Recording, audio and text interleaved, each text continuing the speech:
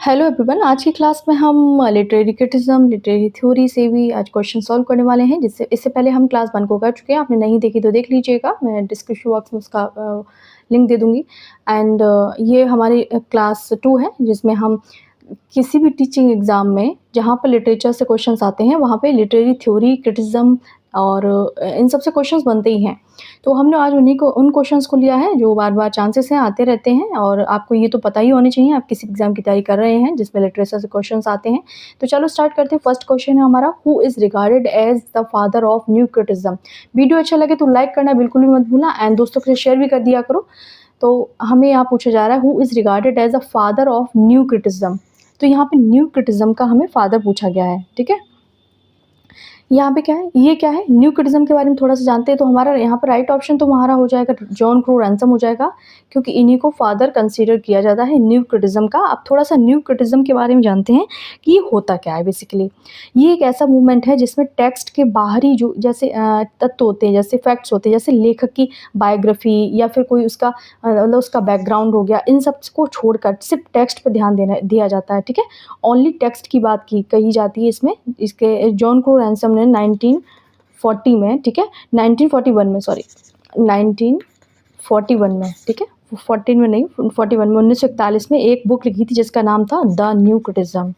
The new criticism, ये book किसने लिखी थी पूछा जा सकता है एग्जाम में। ये लिखी थी जॉन क्रो रैंसम ने लिखी थी, ठीक है। इसी किताब के टाइटल से ये पूरे मूवमेंट का नाम पड़ा हुआ है। इस मूवमेंट का इसी वजह से इनको फादर बोला जाता है, ठीक है। रैंसम ने, जो ये जॉन क्रो रैंसम है, इन्होंने क्या किया था, एक जर्नल निकाली थी। इनकी लिटरेरी जर्नल का नाम है द केनियन रिव्यू, ठीक है, द केनियन रिव्यू, ठीक है, REVIEW रिव्यू। तो ये इनका है द केनियन रिव्यू। किससे रिलेटेड है तो ये आ सकता है, तो किस मूवमेंट से जुड़ी हुई है तो ये न्यू क्रिटिसिज्म से जुड़ी है। इसके फादर कौन है या किसके फाउंडर कौन है तो ये है द केनियन रिव्यू के हैं, कौन है, जॉन क्रो रैंसम। आपको ये सारे फैक्ट्स पता होने चाहिए। आप किसी भी एग्जाम की तैयारी कर रहे हैं, डेफिनेटली एग्जाम में आपको इन्हीं से क्वेश्चन देखने को मिलते हैं। हाँ, ऐसा हो सकता है कि अब टीजीटी में जो प्रक्रिया चल रही है उसके बाद में आउट ऑफ सिलेबस क्वेश्चंस नहीं आएंगे, पर आप ये नहीं कह सकते क्रिटिसिज्म से क्वेश्चंस नहीं आएंगे। वहाँ से 2-4 क्वेश्चन तो 100% बनेंगे, चाहे आप कितना भी सिलेबस के अंदर ही क्वेश्चन पेपर सेट किया जाए। क्वेश्चन नंबर 2 है, the term objective correlative was coined by. तो ऑब्जेक्टिव कोरिलेटिव जो टर्म है किसने कॉइन किया है, T S. Eliot, Ezra Pound, Cleanth Brooks, I A. Richard. तो यहाँ पे जो कॉइन्ड बाय की बात कर रहे हैं, यहाँ पर नाम ही नहीं दिया है, ऑप्शन में होना चाहिए, क्या होना चाहिए, वॉशिंगटन एल्स्टन होना चाहिए, ठीक है। इसको कॉइन तो किया था वॉशिंगटन एल्स्टन ने, ठीक है। कब किया था, 19th सेंचुरी में, 19th सेंचुरी में। इसको कॉइन किसने किया था, ऑब्जेक्टिव कोरिलेटिव वॉशिंगटन एल्स्टन ने, और इसको पॉपुलर करने का काम किया था टी.एस. एलियट ने। तो हमारा यहाँ पे जो हमें मिल रहा है हमें उसी पे जाना है। टी.एस. एलियट ने इसको क्या बनाया था, इसको फेमस किया था। ये होता क्या है बेसिकली, ऑब्जेक्टिव कोरिलेटिव जो क्या होता है, भावनाओं को व्यक्त करने का एक सीधा जरिया होता है। एलियट जो थे ना, टी.एस. एलियट, वो मानते थे कि एक जो राइटर होता है वो सीधे अपनी भावनाओं नहीं लिख सकता है, उसे कुछ ऐसी मतलब चीज़ें दिखानी होंगी। जैसे सपोज़ कि यहाँ पर आपको किंग लियर में तूफ़ान दिखाया जाता है, वो बीच में फँसा हुआ है, तो वहाँ पर हमें कुछ चीज़ें ऐसी दिखानी होंगी जहाँ से वो अपनी भावनाओं को व्यक्त कर सके, कि वो चिल्लाता है तूफ़ान में कि मुझे ऐसी सज़ा क्यों मिली, इस तरीके की बातें। यानी इस तरीके की सेट ऑफ ऑब्जेक्ट्स होना चाहिए, सिचुएशन होना चाहिए, चेन ऑफ इवेंट्स होना चाहिए, ठीक है। तब हमें भावनाओं को व्यक्त करनी है, डायरेक्ट हमें इन सबको व्यक्त नहीं करना है। जैसे कि मैंने बता दी, एलियट ने ये टर्म को मतलब 1919 में, 1919 में ऐसे है इनका एक, Hamlet and his problem, Hamlet and his problems, ठीक है। हैमलेट्स एंड हिज प्रॉब्लम्स में इसको पॉपुलराइज़ किया था। और हैमलेट को इन्होंने आर्टिस्टिक फेलियर बताया, क्योंकि उनके अनुसार हैमलेट की जो भावनाएं हैं ना, इमोशंस है ना, उसके आसपास की स्थितियों से मैच नहीं खाते हैं। वो कुछ भी बोलता है, कभी स्कल निकलता है तो वो हंसने लगता है, इस तरीके से उसकी जो चीज़ें हैं वो मैच नहीं करती हैं वहाँ की चेन ऑफ इवेंट्स से, वहाँ की जो सिचुएशंस है। यही है ऑब्जेक्टिव कोरिलेटिव। नेक्स्ट देखते हैं, क्वेश्चन नंबर 3 है, which critical work was written by Matthew Arnold. Matthew Arnold ने कौन सा क्रिटिकल वर्क लिखा है तो ये लिखा है, उन्होंने लिखा है कल्चर एंड अनार्की, ठीक है। ये हो जाएगा कल्चर एंड अनार्की। ये कब लिखा है, 1968 में आया था, 1969 में, 69 है, सॉरी 69 में आया था। और मैथ्यू अर्नोल्ड की ये प्रोज़ वर्क है, ये कैसा वर्क है? कल्चर एंड आर्की, ये भी पूछा जाता है एग्ज़ाम में, कैसा है? प्रोज़ वर्क है ये, ठीक है? कैसा है? ये प्रोज़ वर्क है, आपको याद रखना है। और इस बुक में उन्होंने विक्टोरियन समाज की आलोचना की है, समाज को कल्चर्ड बनाने पर जोर दिया है और अनार्की को कैसे रोका जाए, इस तरीके से इन्होंने यहाँ पर बात की। अनार्की को रोकने की बात करी और समाज को किस तरीके से विक्टोरियन समाज विक्टोरियन एरा से है ना ये, तो इन्होंने विक्टोरियन समाज की बात की है।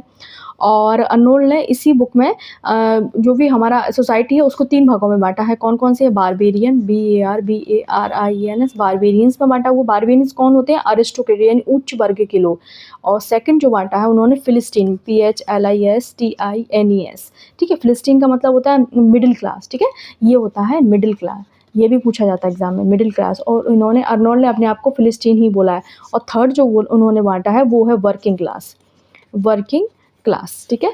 ये थर्ड है जो, वो है वर्किंग क्लास यानी कि पॉपुलेस, इसको बोलते हैं पॉपुलेस, ये है हमारा थर्ड क्लास। तो इन अर्नोल्ड ने किस वर्क में सोसाइटी को 3 भागों में बाँटा है? तो वो हो जाएगा कल्चर एंड एनार्की। कौन-कौन से? बारबेरियन यानी अरिस्टोक्रेटिक पीपल यानी पैसे वाले लोग, बड़े लोग, और फिलिस्टीन यानी मिडिल क्लास लोग, एंड पॉपुलिस यानी वर्किंग क्लास लोग, ठीक है? तो आपको ये सब पता होना चाहिए। नेक्स्ट देखते हैं। Intentional fallacy was proposed by, तो इसमें राइट ऑप्शन क्या होगा? ये है, हो जाएंगे राइट ऑप्शन हमारा बिमसेट एंड बियर्डसली हो जाएगा, ठीक है? तो इसका मतलब होता है भ्रम या फिर गलती करना। इंटेंशनल फैलेसी का मतलब होता है किसी जैसे पोएम या टेक्स्ट का अर्थ निकालते समय आपका इंटेंशन को एक बड़ी भूल है, ठीक है? क्या है कि न्यू क्रिटिज्म जो थ्योरी हम पढ़ चुके हैं क्वेश्चन नंबर 1 में, वो भी मानता था कि जब टेक्स्ट लिख दिया गया है तो लेखक आज़ाद हो जाता है, ठीक है?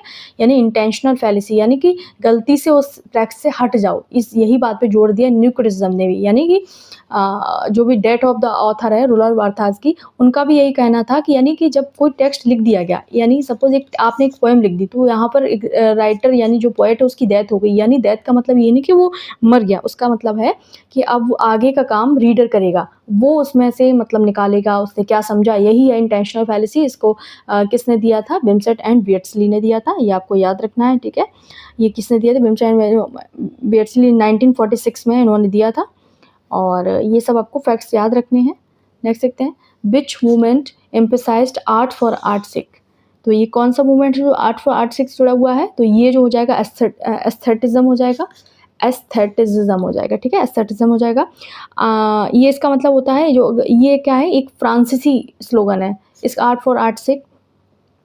इसका होता है आई आर्ट फॉर आर्ट। अगर मैं फ्रेंच में लिखूं तो हो जाएगा I art for I art, ठीक है? I art for I art, art for art से हो जाएगा, ठीक है? ये इस आंदोलन का मानना था कि कला का जो काम है ना, समाज को मोरल और राजनीतिक यानी डायरेक्टिक चीज़ें दिखाना नहीं है, मतलब कला का उद्देश्य कला ही होना चाहिए। यानी एक पोएम लिखी गई है तो पोएम का मतलब सिर्फ पोएम पढ़ना है, उसमें से ये नहीं कि उसमें से आप ये भी निकाल लो कि समाज में क्या होना चाहिए, उसके सुधार भी निकाल लो, ये सब नहीं होना चाहिए। कला कला के लिए, यही ये मानता था इस मूवमेंट में। जो फेमस जो इसके जुड़े हुए जो ऑथर की बात करूँ तो हो जाएंगे ऑस्कर वाइल्ड, ठीक है? ऑस्कर वाइल्ड ये फेमस राइटर हैं, इस मूवमेंट से जुड़े हुए हैं, ठीक है? और वॉल्टर पीटर को इस मूवमेंट का गॉडफादर माना जाता है, ये भी आपको नाम याद रखना है, वॉल्टर पीटर। नेक्स्ट देखते हैं। Who wrote the anxiety of influence, anxiety of influence किसने लिखा है? तो ये लिखा है हैराल्ड ब्लूम ने, ठीक है? हैराल्ड ब्लूम ने लिखा है एंजाइटी ऑफ इन्फ्लुएंस 1973 में, 1973 में, ठीक है? 97 ब्लूम ने एक साइकोलॉजिकल थ्योरी दी है इसमें। इसका उनका मानना है कि जो नया कवि होता है यानी बिलवड सन अपने से पहले महान यानी प्रिकर्सर यानी फादर पोइट्स के प्रभाव से डरता है। नए कवि को डर होता है कि कहीं उसकी जो पोएम है ना पुराने कवियों की नकल ना लगने लगे, इसलिए वो जानबूझकर पुराने कवियों की मतलब जो पोइट्स होते हैं उनके काम को अलग अलग तरीके से तोड़ मरोड़ कर पेश करता है। तो यही हो जाता है, क्या हो जाता है, मिसलीडिंग कह लो इसको, एंजाइटी ऑफ इन्फ्लुएंस कह लो, यानी उसको एंजाइटी होती है कहीं उनका इन्फ्लुएंस ना उस पर दिख जाए। तो ये सब हो जाता है, हैराल्ड ब्लूम ने दिया है उनको, ठीक है? जिसे मिस प्रिजन या फिर मिसलीडिंग भी कहते हैं, ठीक है? इसको तोड़ मरोड़ के पेश करना। हैराल्ड ब्लूम ने इसको जो इफेक्ट है ना उससे लड़ने के लिए 6 साइकोलॉजिकल स्टेप्स दिए हैं ताकि आप बच सके कि एंजाइटी ऑफ इन्फ्लुएंस ना हो उसके ऊपर, जो भी पोएट है वो उससे बच सके। तो उन्होंने 6 यहाँ पर प्रोवाइड किए हैं जो कि बचाते हैं उसको इन्फ्लुएंस होने से पुराने कवियों से। नेक्स्ट है question number 7, death of the author is associated with, अभी मैंने बताया आपको रोलैंड बार्थेस है, ठीक है। तो इन्होंने इसको लिखा है डेथ ऑफ द ऑथर 1967 में आया था, 1967 में, ठीक। और ये क्या है, एक ऐसे है। और रोलैंड बार्था का कहना है कि जब हम किसी टेक्स्ट को पढ़ते हैं तो हमें ये नहीं सोचना चाहिए कि लेखक ने क्या कहा, ठीक है। लेखक क्या चाहता था, लेखक की मृत्यु के बाद या जो रीडर होगा उसका जन्म होगा, यानी अभी मैंने बताया आपको, यानी जो पोएट है वो मर गया, यानी डेथ हो गई उसकी, अब जो जन्म हुआ किसका, वो रीडर का हुआ। अब वो रीडर सोचेगा, रीडर पे डिपेंड करता है कि वो उसको किस तरीके से लेता है, ठीक है। ये जो ऐसे है ना, पोस्ट स्ट्रक्चरलिज्म की शुरुआत की नींव माना जाता है, तो ये बहुत इंपॉर्टेंट है, आपको याद रखना होगा। तो ये जुड़ा किस मूवमेंट से है, तो ये पोस्ट स्ट्रक्चरलिज्म से जुड़ा हुआ वर्क है ये, ठीक है। तो ये नींव माना जाता है। तो यहाँ पर बात का कहना है कि इनकी जो फेमस है एस जेड, यानी 17 में इस टेक्स्ट समझाने के लिए इन्होंने 5 तरह के कोड्स भी दिए हैं एस जेड में। एस जेड इनकी बुक है 1970 में जो आई थी, तो इसमें इन्होंने 5 तरीके के इसमें बताए हुए हैं, कोड्स दिए हैं कि क्या किस तरीके से समझाया जाए कि ऑथर की डेथ हो गई है और रीडर का जन्म हुआ है। विच movement mainly studied power, discourse and ideology, कौन सा वर्क है जो, कौन सा मूवमेंट है जो क्या स्टडी करता है पावर को, डिस्कोर्स को एंड आइडियोलॉजी को, तो इसमें से कौन सा होगा, new criticism, new historicism, formalism, structuralism, एस्थेटिज्म।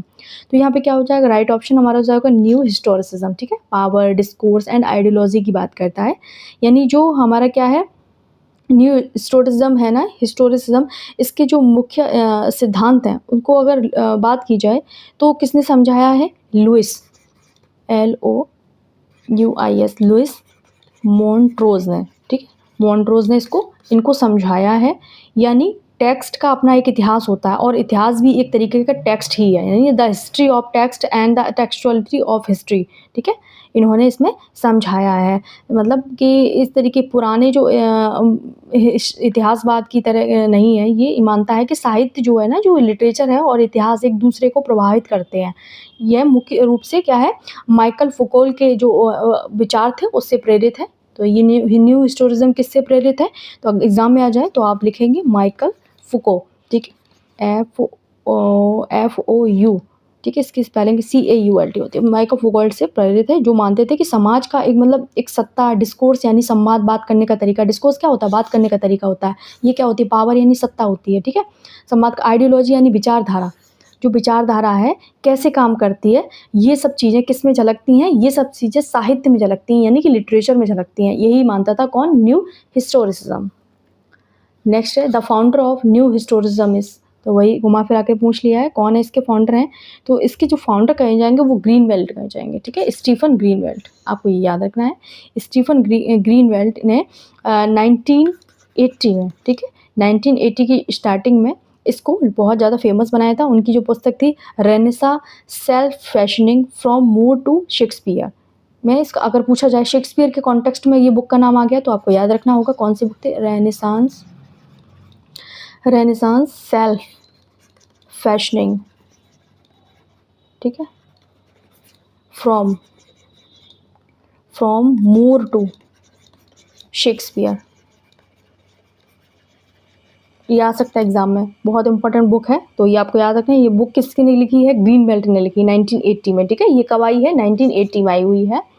ग्रीनवेल्ट ने सबसे पहले इस टर्म का इस्तेमाल जो किया था 1982 में जेनर नाम की एक जो उनकी एक जर्नल आती थी उसमें किया था, GENRE, जेनर में किया था, ठीक है।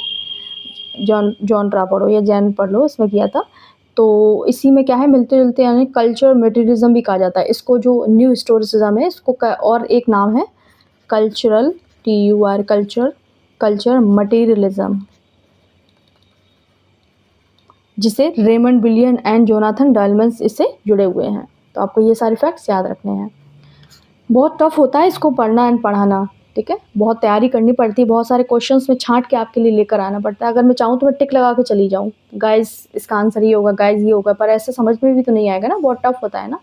विच critic wrote the mirror and the lamp, तो यहाँ पर ये राइट ऑप्शन क्या होगा, ये हो जाएगा MH अब्राहम्स ने लिखा हुआ है the mirror and the lamp. इसमें ज़्यादा बढ़ाने की ज़रूरत नहीं है, ये आपको इतना ही याद रखना है। मिरर का मतलब होता है प्रकृति यानी समाज की नकल करना, इमिटेशन करना, ठीक है। तो लेकिन ये रोमांटिक पीरियड के आते-आते क्या हो गया, लैंप यानी दीपक जो था ना वो धीमा पड़ गया। इस तरीके की बात यहाँ पर की गई है। एम.एच. अब्राहम ने इसको दिया था अपनी उनकी जो बुक है ना, a glossary of literary terms में इसको सबसे ज़्यादा माना है। Feminist criticism primary examines. Feminist criticism किसकी बात करता है? ये करता है जेंडर एंड पैट्रियार्की की, ठीक है? जेंडर एंड पैट्रियार्की यानी लिटरेचर को महिलाओं के दृष्टिकोण से देखना चाहिए, जांच करना चाहिए, कैसे पुरुषों द्वारा समाज को पैट्रियार्की के अकॉर्डिंगली इसको क्या किया गया है, कमज़ोर बनाया गया है। स्टीरियोटाइपिकल तरीके से इसको दिखाया जाता है कि कैसे महिला लेखक इसके खिलाफ आवाज़ उठाई है। इस तरीके की बात इसमें फेमिनिस्ट क्रिटिज़्म में कही जाती है। नेक्स्ट है अ रूम ऑफ वंस ओन। ये किसने लिखा है? अ रूम वंस ओन, ये वर्जीनिया वुल्फ का वर्क है, ठीक है? ये कब आया था? 1929 में, ये आपको याद रखना है। The second sex is written by. Second sex किसने लिखा है? तो ये लिखा हुआ है साइमन डी व्योन ने, ठीक है? साइमन डी व्योन ने लिखा हुआ है। कब आया था? 1949 में, ये आपको याद रखना है।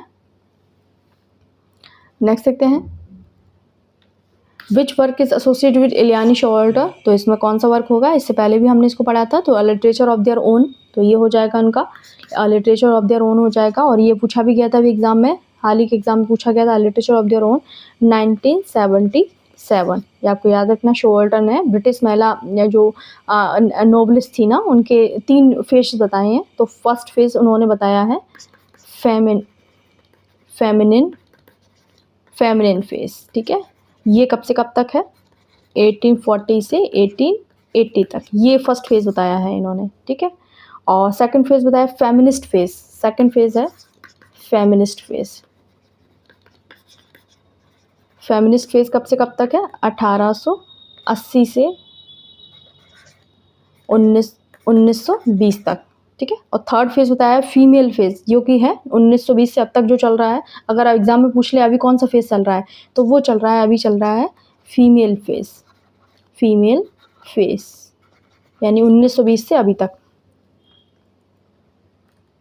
ये बचा। गायनोक्रिटिज्म वॉज कॉइन्ड बाई। गायनोक्रिटिज्म किसने टर्म कॉइन किया? तो ये इलियानी शोवल्टर ने किया है, ठीक है? इलियानी शोवल्टर ने किया है, ठीक। गायनोक्रिटिज्म यानी गायनोक्रिटिज्म एक उन्होंने वर्ड, इनका एक ऐशे है, किसका? शोवल्टर का। टूवर्ड्स आ फेमिनिस्ट पोइट। टूवर्ड्स आ फेमिनिस्ट पोइटिक्स, ठीक है? कब आया था? 1979 में आया था, ठीक है? इसका मतलब वुमन एज राइटर्स, ठीक है? याद रखना है आपको। शोवल्टर थी ना, जिनका मानना था कि महिलाओं को अपना एक अलग इतिहास, भाषा, साहित्य, अनुभव होना चाहिए। इसी को इन्होंने गायनोक्रिटिज्म के जरिए समझाया है। नेक्स्ट है close reading is a hallmark of. अभी मैंने बताया आपको सिर्फ टेक्स्ट पे ध्यान देना है, राइटर की बायोग्राफी हो, कुछ भी हो, उससे हमें मतलब नहीं है। तो ये सब बातें हमें न्यू क्रिटिज्म में देखने को मिलती हैं, ठीक है? ये किस में मिलती है? क्लोज रीडिंग का बढ़ावा देने के लिए क्लीनथ ब्रुक्स का बहुत बड़ा हाथ है, ठीक है? इनका नाम आता है क्लीनथ ब्रुक्स, ठीक है? इनका बहुत बड़ा हाथ है। इनका जो वर्क है द वेल ब्रॉट अर्न, ये सब पूछा जाता है इसीलिए मैं लिख रही हूँ। द वेल ब्रॉट अर्न, ये कब आया था? 1947 में, ठीक है? इसमें उन्होंने ये बताया है कि किस तरीके से सिर्फ टेक्स्ट के बाहर की दुनिया का कोई महत्व नहीं है, सिर्फ टेक्स्ट पर ध्यान दो, सब कुछ टेक्स्ट के अंदर है। नेक्स्ट है विच literary theory is mainly influence by Sigmund Freud. तो कौन सी लिटरेरी थ्योरी है जो इनसे है? तो वो है साइको एनालिटिकल क्रिटिज्म, ठीक है? साइको एनालिटिक क्रिटिज्म है ये, ठीक है? इसमें क्या है? ये पूरी तरीके से सिगमंड फ्रॉइड के सिद्धांतों पर टिकी हुई है। इसमें क्या है? लिटरेचर को लेखक के मतलब अनकॉन्शियस माइंड यानी कि इम्प्रेस, डिज़ायर, सपनों के रूप में जोड़ा गया है। तो फ्राइड ने ऑडिपस कॉम्प्लेक्स यानी बेटे का माँ के प्रति आकर्षण और ईर्ष्या, ठीक है, और सिद्धांत दिया था, इसी में दिया था उन्होंने, ठीक है? और इस्तेमाल किया आलोचक शेक्सपियर के नाटक हैमलेट को समझाने के लिए करते हैं वो। और जैक्स ल्यूकॉन ने फ्राइड के विचारों को लिंग्विस्टिक के साथ में जोड़कर रीइंटरप्रेट किया है। तो आपको ये सारी चीज़ें पता होनी चाहिए। Who wrote practical criticism. Practical criticism किसने लिखा है? तो ये लिखा है आई.ए. रिचर्ड ने, ठीक है? आई.ए. रिचर्ड ने लिखा हुआ है प्रैक्टिकल क्रिटिज्म। और ये कब आया था? 19 1929 में। आइए रिचर्ड का ये क्या है, एक बहुत अच्छा बुक है, प्रैक्टिकल क्रिटिसिज्म। कैम्ब्रिज यूनिवर्सिटी उन्होंने अपने छात्रों को बिना यानी पोएट के नाम के टाइटल बताए हुए कुछ कविताएं दी थी, जिनका मतलब उनको पब्लिश करवाया गया था। और ये सब है। ये जो आइए रिचर्ड हैं, इन्होंने छात्रों की गलतियों को यानी 10 ब्लॉक किड्स को यानी 10 बाधाओं को अपनी जो बुक है निमोनिक्स इररिलेवेंस में पुरानी चीज़ों को किस तरीके से रोका जाए उसमें सही सब बताया है। The concept of defamiliarization belongs to, ये किससे जुड़ा हुआ है, तो ये रशियन फॉर्मुलिज्म से जुड़ा हुआ है, तो आपको ये याद रखना है। ये क्या है, ये मैं आपको उससे पहले वाली वीडियो में डिटेल में पढ़ा चुकी हूँ, तो आपने वो नहीं देखा है तो फिर डीफेमिलाइजेशन को समझने के लिए आपको वीडियो बंद देखना पड़ेगा, उसको डिटेल में समझा दिया मैंने। विक्टर सोलोस्की इज एसोसिएटेड विद, तो ये किससे जुड़े हुए हैं, तो ये भी रशियन फॉर्मुलिज्म से जुड़े हुए हैं, ठीक है। ये कौन है, रशियन फॉर्मुलिज्म से जुड़े हुए हैं। डीफॉर्मुलाइजेशन की खोज इन्होंने की थी। और स्लोवस्की ने नैरेटिव थ्योरी का बहुत अच्छा फॉर्म एक टर्म दिया है स्लोवस्की ने, जिस टर्म का नाम है फैबुला, यानी जो कहानी की